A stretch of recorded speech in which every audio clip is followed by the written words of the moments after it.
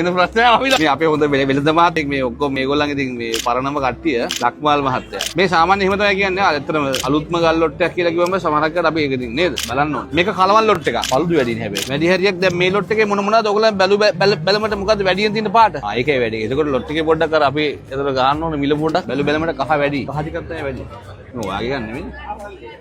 එහෙම මොකද? ඇමතිස් එකක්. මොකද්ද මේ? මොකද්ද මේ ගල? තක්කල අල්ලපු ගමන් කියන්න ඕනේ. අම්බතෙස්. අම්බතෙස් කියන්නේ මොනවද? අම්බතෙස් කියන්නේ ඇමතිස්. අම්බතෙස් කියන්නේ ඇමතිස්. ඔයාලන්ට කියලා දිල්ල නැද්ද? මේ ලංකාවේ ගලක්ද අංකල්? ඔව්. වගේ ගලක්. කොහෙද? දිමියාව. මේක. කීයද කියන්නේ?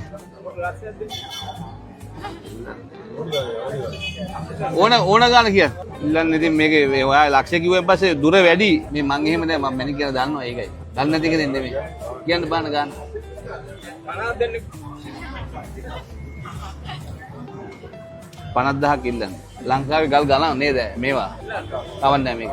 ගලක් බලමු අපි. එන ගලක් බලමු. උගන්නන්න හොඳයි ඉතින් කො අංකල්ලා එන ගණන් කියනවනේ. ඒකේ වැඩි. 2000 දෙන්නද? 2000.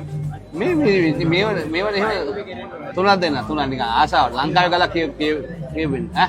පහෙන් උඩ වෙන්න ඕනේ. බලමු හොඳ ගල් කැල්ලක් බලමු පස්සේ බලමු.